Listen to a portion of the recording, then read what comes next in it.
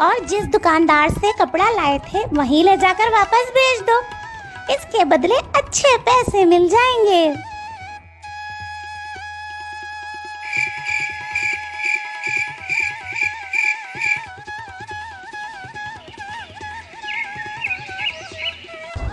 भोला जल्दी जल्दी सारे कपड़े बोरी में भरकर बाजार ले जाता है और ले जाकर चंदू को बेच आता है। अब तो चंदू और जग्गू को पक्का पक्का शक हो गया था कि मामला कुछ तो गड़बड़ है। अरे ये भोला आखिर इतना अमीर कैसे हो गया? कल ही मेरी दुकान से ये कपड़ा लेकर गया है और आज इतने सारे कपड़े बेचने आ गया, वजह क्या है? अरे भैया मैं भी यही सोच रहा हूँ, दाल में कुछ काला जरूर है। तुम चलो मेरे कहने मालूम करते हैं कि बात क्या है। जग्गू और चंदू दोनों ने ठान ली कि अब हम भोला की सच्चाई जानकर ही रहेंगे। दोनों चुपके चुपके भोला के घर की तरफ चल दिए और खिड़की के पीछे से झांककर तमाशा देखने लगे। अरे सुनती हो, मैं बाजार से ये मुर्गी ले आया हूँ। अब हम इस मुर्गी से ढेर सारी मुर्गियाँ बना लेंगे और उनको मैं बाजार में बेच आऊँगा। इस तरह हमारे ढेर सारे पैसे बन जाएंगे।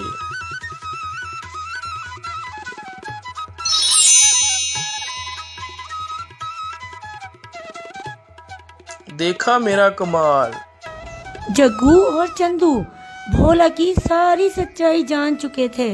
उन्होंने ठान ली कि अब वो सारी भोला की सच्चाई गांव के चौधरी को बताएंगे।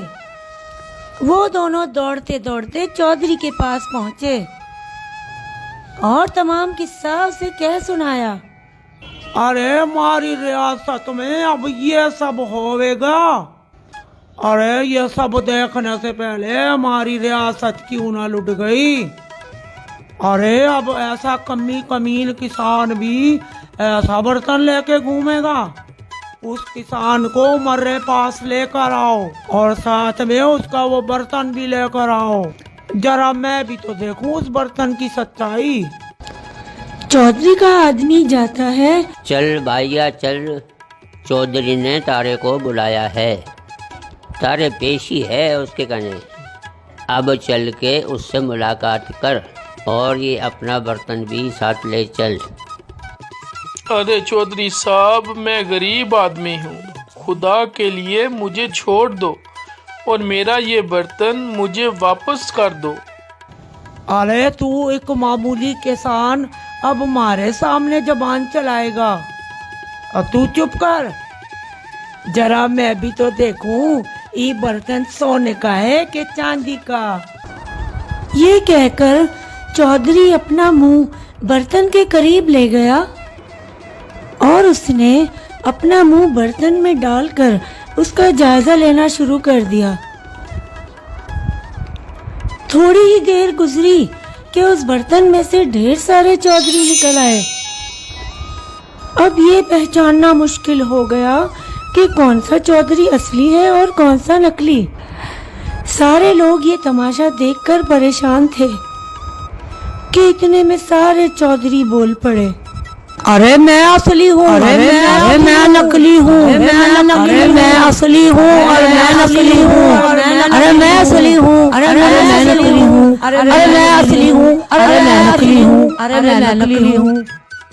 अरे ये बहुत अच्छा मौका है, मैं बर्तन लेकर भाग जाता हूँ। भोला मौके का फायदा उठाता है और बर्तन लेकर सरपिट दौड़ता है और फौरन घर पहुंचकर अपनी बीवी को आवाज देता है। अरे सुनती हो, जल्दी हथौड़ी लेकर आओ।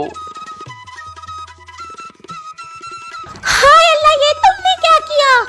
इतना कीमती बर्तन तोड़ दिया। मैंने जो किया अच्छा किया। हम गरीब लोगों के नसीब में ज्यादा दिनों तक कोई भी खुशी लिखी नहीं होती।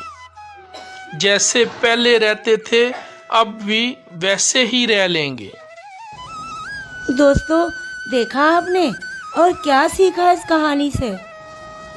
इस कहानी से हमें ये सीख मिलती है कि गरीब के पास कोई भी खुशी बड़ी मुश्किल से ही आती है, और अगर आ भी जाए तो वो उसे संभाल नहीं पाता, और कुछ दिन वो अगर उसे संभाल भी ले तो वो खुशी छीन ही जाती है। इसीलिए कहते हैं दोस्तों कि अपने राज को राज ही रखना चाहिए, क्योंकि सारी बातें बताई नहीं जाती।